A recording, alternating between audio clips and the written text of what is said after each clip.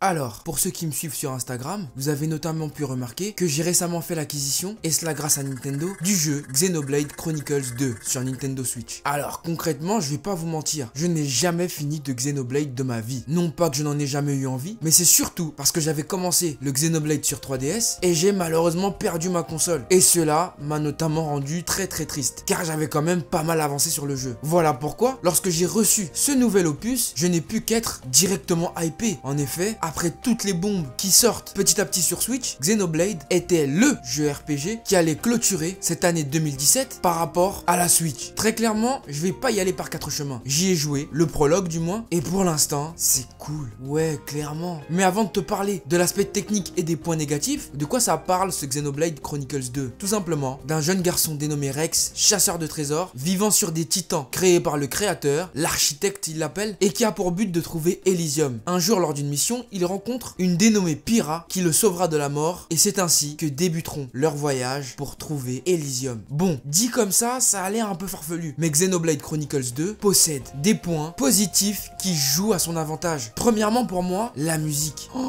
Oh my god, oh my god. Ça faisait bel et bien très longtemps qu'une bande son ne m'avait pas autant transporté. Et d'ailleurs, ce ne sont que les premiers thèmes, car je n'ai joué qu'au prologue. Mais les thèmes choisis sont absolument géniaux et accrocheurs, et se marient magnifiquement bien avec l'ambiance visuelle du jeu. Bref, le jeu se vante d'être un open world. Ça, j'ai pas encore pu le tester, mais cela ne m'étonnerait pas, car vu la taille absolument monstrueuse des titans, et sachant qu'il y a des gens qui vivent dessus, qu'il y a des villes, des pays, ça ne m'étonne pas. Autre point absolument jouissif, les combats. Les combats sont trop techniques. Tu peux disposer d'une ou plusieurs lames auxquelles sont attribuées des arts qui sont à peu près des capacités spéciales, et plus tu restes proche de ta lame sur le terrain, car elle aussi est présente sur la map, plus vous êtes dans une forme de synchronisation, et plus cela va vous permettre de réaliser des combos. En effet, on ne peut avoir que 3 personnages dans son équipe, car 3 personnages plus leur lame, ça fait 6 alliés sur le terrain. Et cela tombe sous le sens, car d'habitude dans les jeux RPG, tu as au moins 4 personnages dans ton équipe. Mais étant donné que les lames sont comptées comme étant eux aussi des persos, il est donc logique qu'on en ait que 3. Sans transition, les personnages sont aussi très attachants. Le héros, Rex, je le prends pour mon petit frère, c'est abusé. Enfin bref, c'est difficile de parler de ce jeu or que je n'ai pas encore vu tout ce qu'il avait à me proposer. Mais par contre, je peux revenir sur un point qui fâche absolument toute la critique, c'est les graphismes. Oui, c'est vrai, on est en 2017 et le jeu alias de fou malade, clairement. Et qu'on est loin de ce que pourrait nous proposer une PS4 Pro, une Scorpio ou encore un PC. C'est sûr, mais les gars, c'est la Switch. Vous vous attendiez à quoi? Ok, le jeu alias. Ok, il est peut-être plus joli sur portable que sur télé. Mais quand tu joues à un RPG, t'y joues pourquoi? Pour les graphismes ou pour le fond, le gameplay, l'histoire, les personnages? Moi, pour ma part, j'y joue pour ça. Et force est d'admettre que je suis bien parti pour le finir ce jeu, car il me plaît pour tout ce qu'il a à m'offrir en termes de gameplay, d'OST et d'univers à découvrir. Peu m'importe si le jeu alias et n'est pas parfait sur le plan technique, car moi je joue pour m'évader, découvrir une histoire. Voilà pourquoi si tu as une Switch, je ne peux que te conseiller Xenoblade Chronicles 2, car tu risques de t'embarquer dans une histoire avec des personnages touchants et attachants, un gameplay recherché et absolument jouissif qui te permettra de vivre des parties absolument endiablées. Si tu as pu jouer à ce jeu, n'hésite pas à me donner ton avis dans les commentaires. Est-ce que tu l'aimes ou pas? Est-ce que les défauts techniques te dérangent ou pas? Frérot, Serette, dis-moi tout dans les commentaires, j'ai hâte de te lire, car moi, je ne peux que te conseiller ce jeu, sinon je ne t'en parlerai pas. Bref, sur ce, c'est la fin de cette vidéo, j'espère qu'elle t'aura plu. N'hésite pas à mettre un gros pouce bleu si tu l'as apprécié, abonne-toi à la chaîne et rejoins la famille frérot, c'est important. Suis-moi sur les réseaux sociaux, Facebook, Twitter et Instagram pour ne rien louper de l'actu de la chaîne. Et quant à moi, je te dis à très vite sur cette chaîne pour de nouveaux contenus. Bon jeu et sayonara frérot.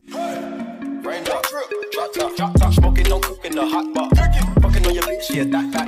Cooking up dope in the crock pot. We came from nothing to something, nigga. I don't trust nobody, grip the trigger. Call up the gang and they come and get gang. Cry me a river, give you a tissue. Bad and bullshit, bad. Cooking up dope with a Uzi. My niggas are savage, ruthless. We got better than 100 rounds too.